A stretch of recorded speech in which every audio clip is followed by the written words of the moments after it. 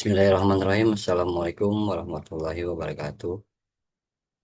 Sebelumnya saya perkenalkan diri, nama saya Endi Andreas dari kelas SI 602 dengan mata kuliah Rekayasa Perangkat Lunak dengan program studi Sistem Informasi dan juga tak lupa yang saya hormati selaku dosen pengampu Ibu Hilmi Azmi Fatima, Eskom, Mkom yang saya hormati. Di sini saya ingin mempresentasikan terkait tugas kuliah yang berkaitan dengan UTS. Untuk mempersingkat waktu, langsung saja saya paparkan atau saya tampilkan tugas.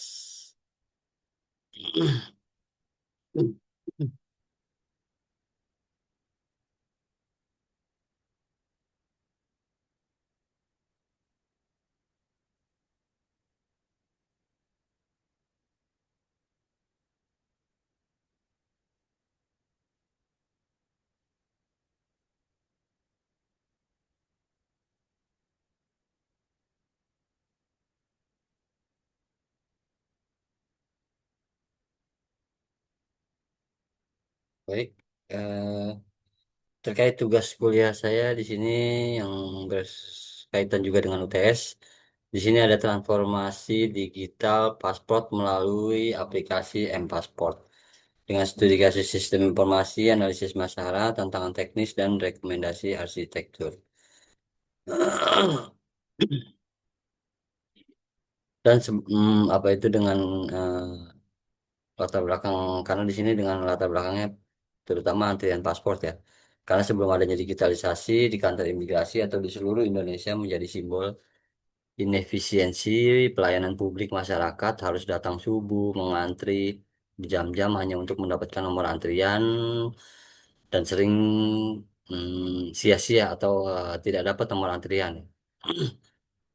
Dan asimetrinya itu informasinya itu adalah masyarakat tidak tahu sisa kota berapa yang masih belum terjual juga berapa, dan sebelum datang mereka tidak tahu sisa kota untuk hari ini berapa. Dan untuk penumpukan massa ini waktu bagi masyarakat dan beban kerja yang tidak terprediksi bagi petugas. Dan banyak juga percaloan di tempat-tempat port itu dengan sistem manual yang masih transparan, membuka celah percaloan dan nomor antrian. Jadi di sini banyak yang tidak ngantri atau dengan menggunakan jasa percaloan dia untuk mengambilkan nomor antrian. Dan bagaimana solusinya dengan aplikasi M-Passport sebagai BPR? Direktorat Jenderal Imigrasi meluncurkan M-Passport sebagai langkah bisnis proses reengineering merombak total bisnis bisnis selama menggunakan teknologi berbasis mobile. Jadi pre-processing datanya itu yaitu dengan mengunggah KTP, kartu keluarga, akte langsung, akte dengan langsung dari smartphone atau HP. Sistem melakukan validasi awal secara digital. Dan ada juga integrasi pembayaran, kode billing atau MPN untuk bayar via M-Banking atau e-wallet atau slot otomatis. Dia akan hangus jika tidak dibayarkan tepat waktu. Berarti dengan adanya jangka waktu, seperti kita registrasi, kita melakukan pembayaran, biasanya ada notif ya untuk deadline-nya per tanggal berapa, jam berapa. Nah, jadi di situ ada pembayaran yang slot otomatis. Bila kita tidak membayar dengan tepat waktu, berarti akan hangus transaksinya ya. Dan penjadwalan real time-nya itu pemohon memilih kantor imigrasi tanggal dan jam kedatangan yang tersedia secara real time.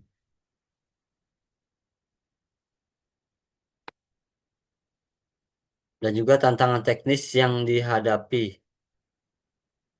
Isu skalabilitas dan lonjakan trafficnya itu aplikasi sering freeze atau crash atau gagal memuat data saat kuota antrian baru dibuka, terutama awal bulan atau akhir pekan.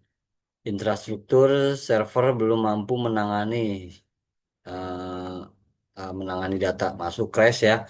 yang melonjak drastis. Kegagalan unggah dan validasi dokumen dibatasi ukuran file terlalu ketat dan OCR-nya yang tidak akurat menyebabkan data korup atau tidak terbaca ya, atau tidak terupload, kurangnya client-side processing dan error handling dan informatif memperparah pengalaman penggunaan bagi masyarakat yang baru ya. Biasanya kan kita kalau untuk mengupload mengupload dokumen untuk yang paham mungkin apa resolusinya atau mungkin ukurannya ya kan. Tapi bagi masyarakat pengguna awam itu mungkin agak kesulitan seperti itu.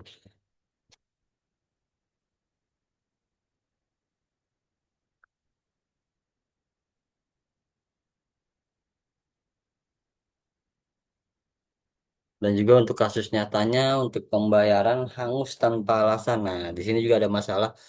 Pemohon sudah membayar via ATM, mobile banking dengan kode billing. Namun status di aplikasi tetap menunggu pembayaran. Setelah 2 jam, sistem otomatis membatalkan permohonan. Nah, akar masalah ini itu dari sistem tidak menerapkan messenger broker seperti apa RabbitMQ saat traffic pembayaran tinggi, data konfirmasi pelunasan dari bank hangus di tengah jalan sebelum berhasil memperbarui status di database.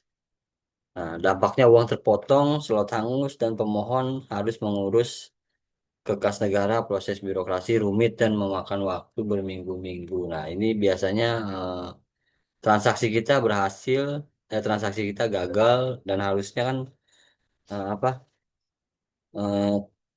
uang kita itu kembali, tapi ini tetap terpotong dan itu mungkin masuk di data di data ya mungkin sudah masuk itu pembayaran kita, tapi transaksi kita gagal.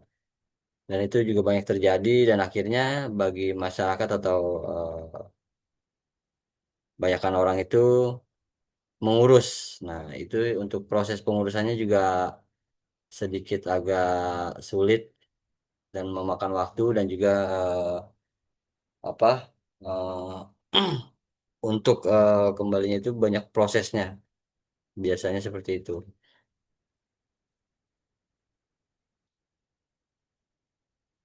Nah, ini ada rekomendasi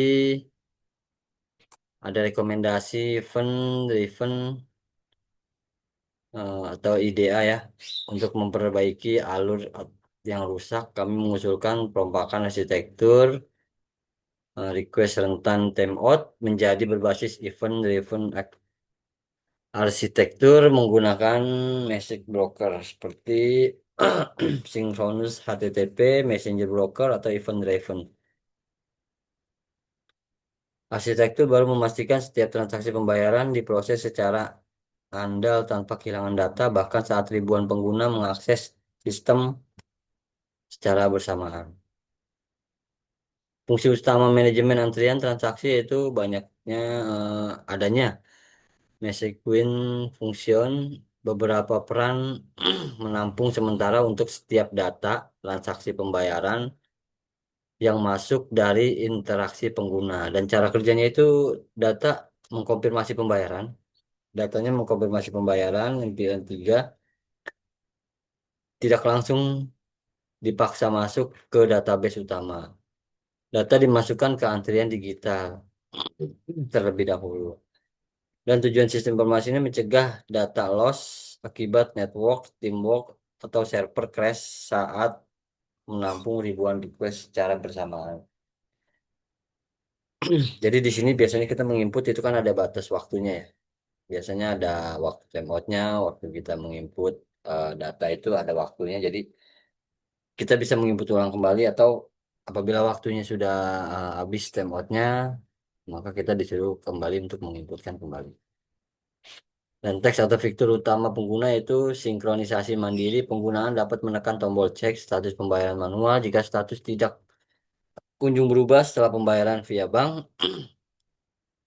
Maka notifikasi real time-nya yaitu notifikasi otomatis via push notification WhatsApp atau email ketika background broker berhasil memverifikasi pembayaran di latar belakang.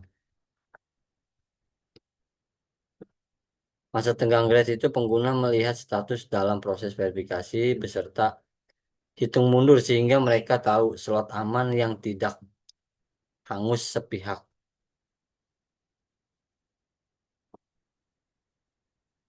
Dan di sini ada sistem penggunaan dan peran bagi mereka yaitu yang pertama itu pemohon, terus petugas imigrasi, sistem administrator, terus upload dokumen.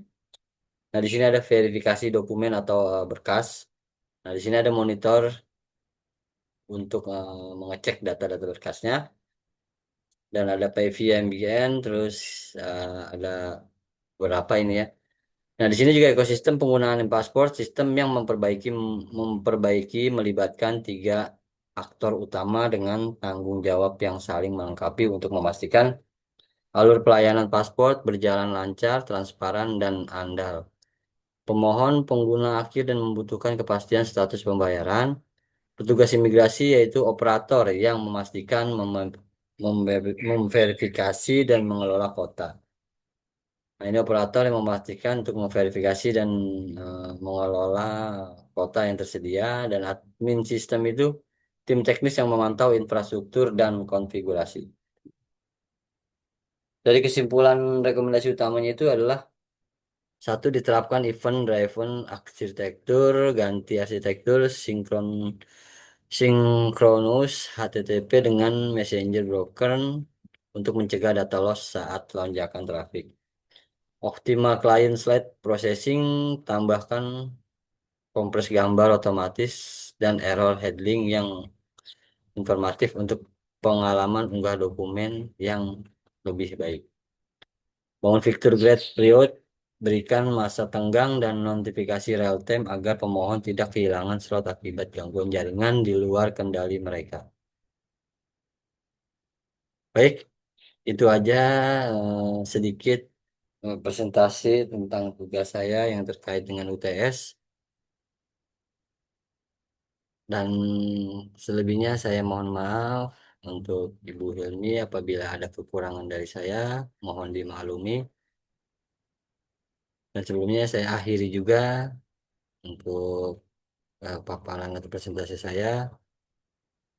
Terima kasih. Wabillahi taufiq wal hidayah. Wassalamualaikum warahmatullahi wabarakatuh.